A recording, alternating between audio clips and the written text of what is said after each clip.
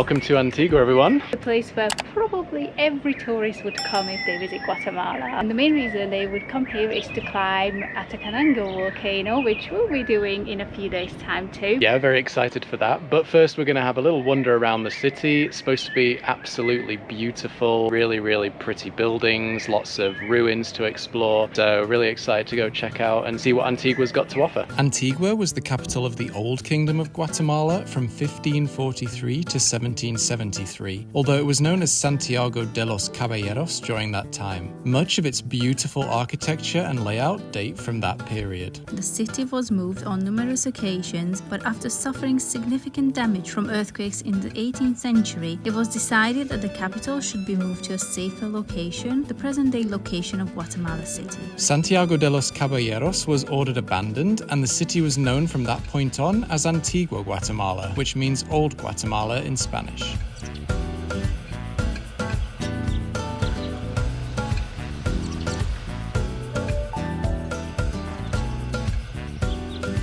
Many of the ruins of the old city survived the following centuries, and in 1979, Antigua was designated a UNESCO World Heritage Site. Today, there are countless ruins and convents to explore. We started our tour at the Santuario de San Francisco el Grande, a large church on the edge of the city center where you can explore the ruins of what used to be a much larger complex.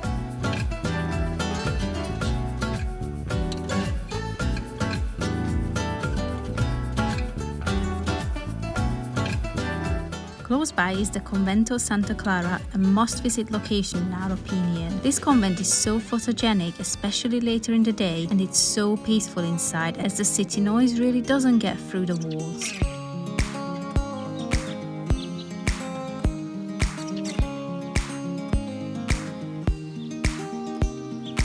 Right outside the convent is Parque Union, where you'll find the beautiful Iglesia San Pedro Apostol and the Tanque La Union, an old gathering place where people used to come to wash their clothes during colonial times.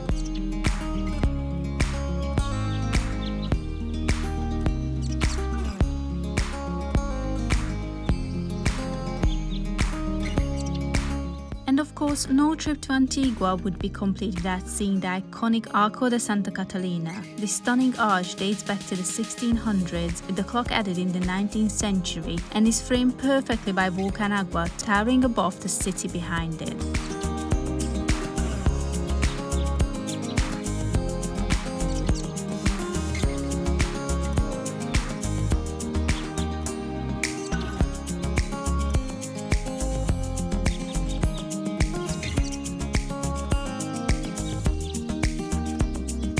Can definitely recommend coming inside Iglesia de la Merced, really close to where the arch is in Antigua. We almost missed it the first time around because we went into the church, but we didn't realize there was a little side entrance that you can go in, which takes you into the convent behind, and you can actually walk right up onto the roof of the church and get really amazing views out over Antigua and Arch Street. It's quite a lot cheaper than all the other ruins as well, so highly recommend. Not sure that everybody knows that you can do that. You can literally go right up here onto the roof to get the views.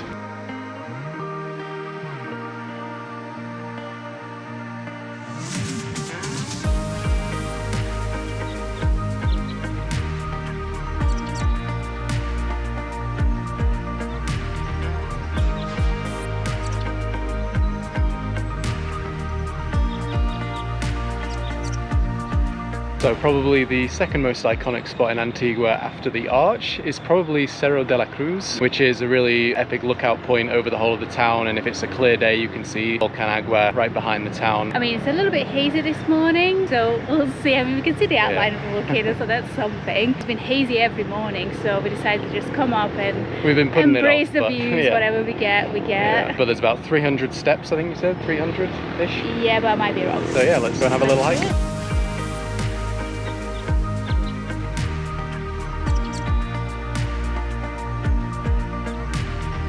255 I counted, but I only started counting. Missed a couple of them. Yeah. So about 270, let's say. Yeah, nice views. It's a bit hazy.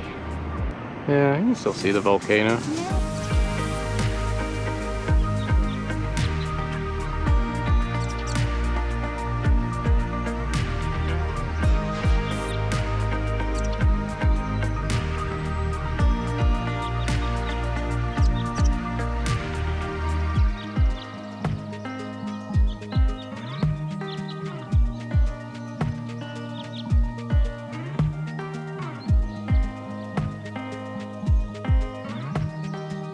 Some other great ruins we visited during our stay in Antigua were the remains of the old Metropolitan Cathedral, which sit just behind the current Catedral San Jose in Parque Central.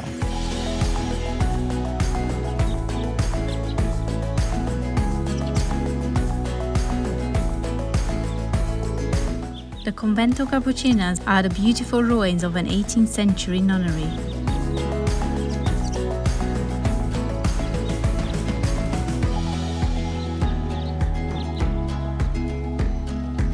And finally, the Convento La Recollección are the remains of a 17th century Catholic church and monastery. We've finally come to our final ruin, La Recollección, right on the edge of town. And I think this is the first one where you can really see the effects of the earthquake properly. It's pretty untouched in a way. As you can see, we're literally standing in the middle of it, and it's just left, big boulders, like, it's insane. You can really sense what the earthquake did to them.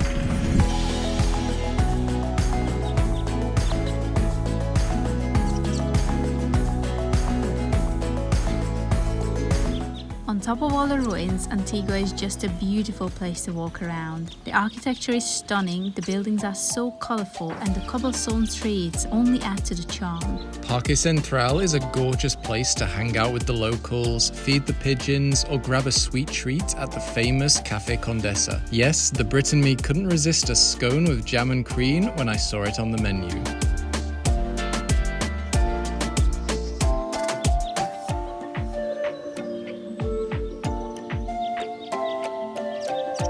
There are many artisan markets to get lost in, from the very local feeling Mercado El Carmen to the much larger and more commercialized Nimport. Both are full of colourful souvenirs, and we really had to restrain ourselves from buying too many.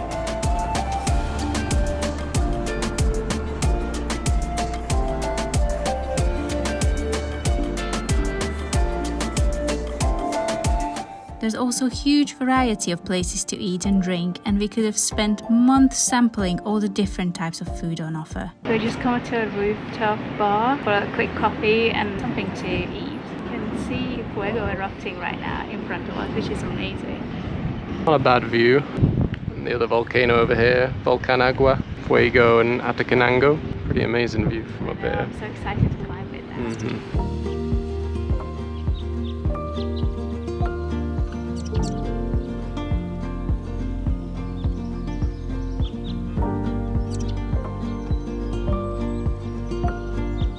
Finally, there are plenty of interesting museums to visit in Antigua. We learnt about and watched jade pieces being crafted at the Jade Maya Museum and shop, but our favourite was inside Casa Santo Domingo, a 5-star hotel with a large area dedicated to different museums.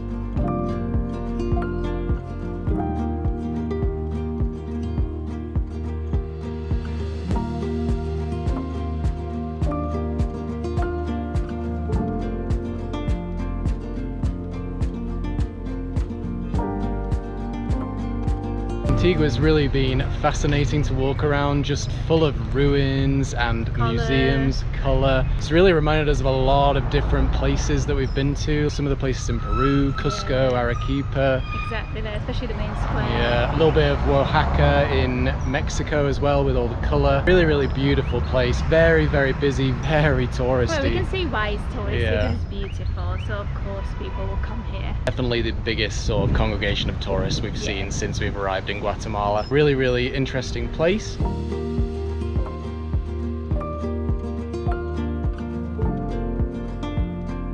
One of the perks of our new Airbnb here in Antigua. 3 big doggies. Giant German Shepherds. Oh, so buddy. 1, 2, and we don't know where the third one is right now. Hello.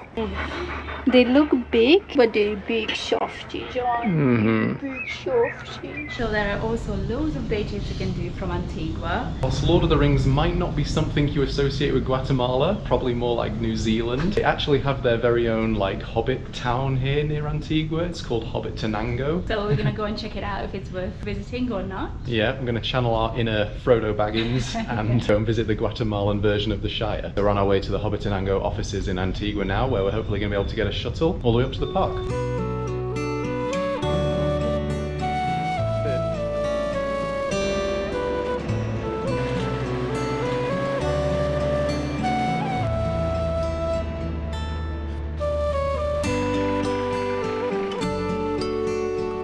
Once we arrived, we headed straight for La Mano Gigante, a giant hen stretching out towards the valley below, where you can get some incredible views of the surrounding volcanoes on a clear day.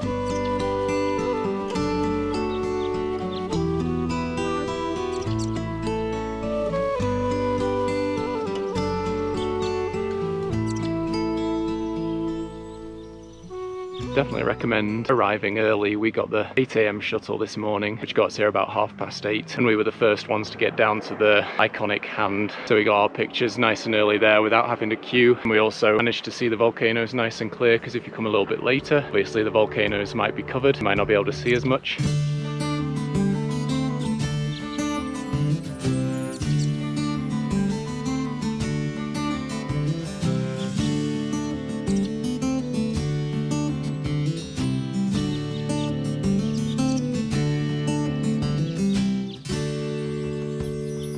Definitely not like the largest theme park ever, but it does have like a little variety of things to do. They do have some places you can stay here, so you can stay in some hobbit holes, a little bit like when we were at Cotopaxi in Ecuador. There's also a couple of restaurants, so we're going to go and try out some food in a minute, some maybe hobbit themed food. And then they have all these little like viewpoints and stuff. There's a swing here you can go on. So lots of different things you can do if you want to, but I think probably a couple of hours here is enough. Yeah, I agree. But it's so cute. It is very cute. Yeah, and if you like the volcano views, it's just worth going up for the views, really. It's really amazing from here.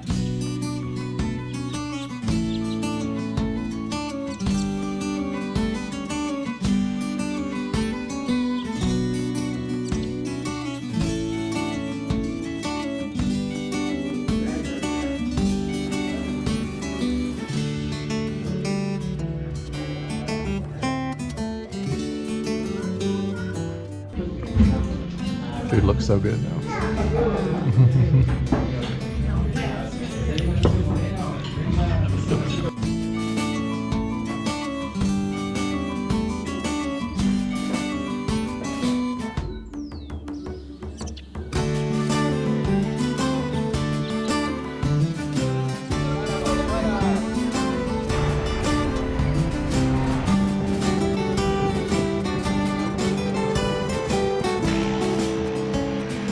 Another good day trip you can do from Antigua is to come out to the Valhalla Macadamia farm. So we've got like Lord of the Rings with the Hobbit town, and then Vikings with the Valhalla Macadamia farm. They have a restaurant, a spa, and you get a little tour around the area. So yeah, they're supposed to have some amazing pancakes here, macadamia cooked pancakes, so very excited for those. And very easy to get here from Antigua. You can just get the chicken bus, easy and very affordable as well.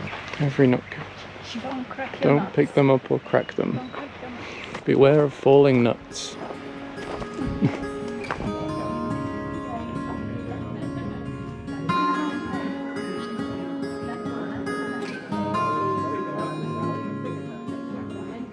These look amazing.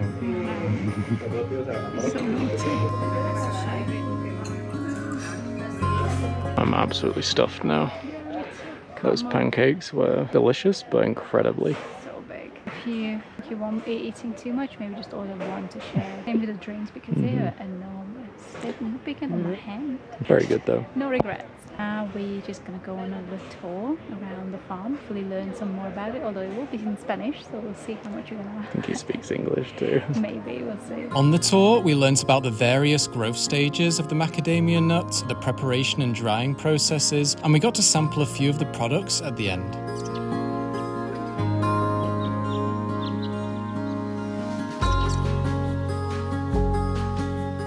Nice short and sweet tour. Plus the tour was in English at the end because another guy joined us who spoke English, so that was perfect for us. Definitely worth coming out here, even if you just come in for the restaurant. It's definitely really worth the short trip because the food is very, very nice.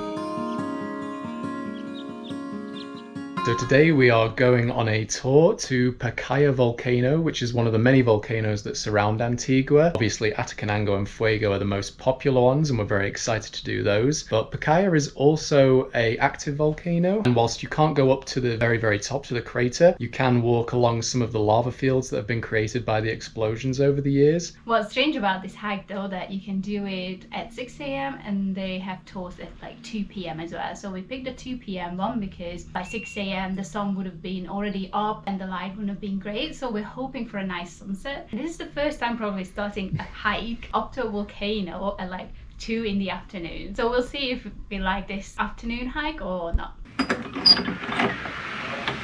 Hey buddy. Hello. Hey. Hey bud. Going on a trek today. Going on a trek. We'll see when we get back.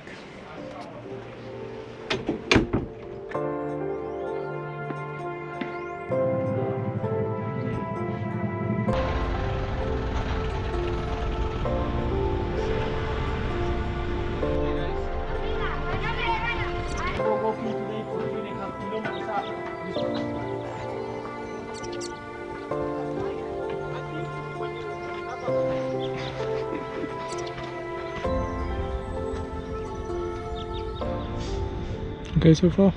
Yeah. Pacaya is about 2,550 meters high. Actually, the walk is considered a fairly easy one because it's only about 400 meters of elevation. Whilst it is a little bit steep, there are horses that can take you up the majority of the way if you want to. That makes it a little bit more accessible for a lot of people.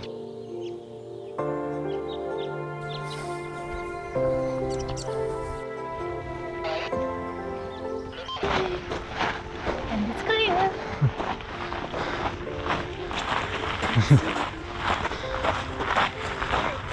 Check that out. Wow.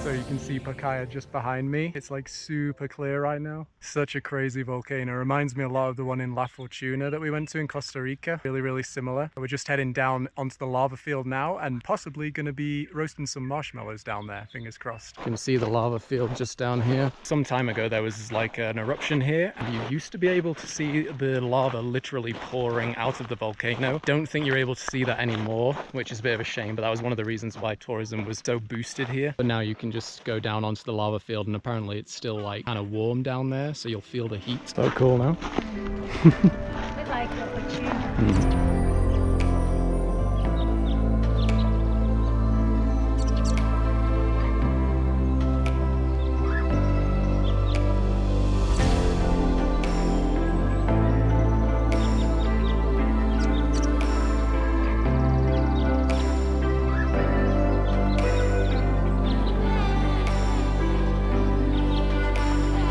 The guys then got started roasting our marshmallows using nothing more than the heat from the earth.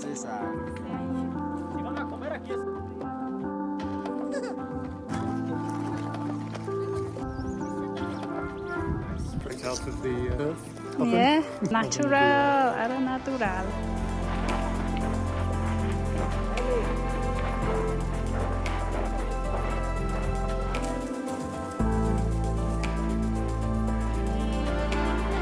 Got our marshmallows, got the volcano clear behind us. One of the best sunsets ever here. Volcanagua, just make out the outline of it here. Pretty epic way to end the day. So, so beautiful up here.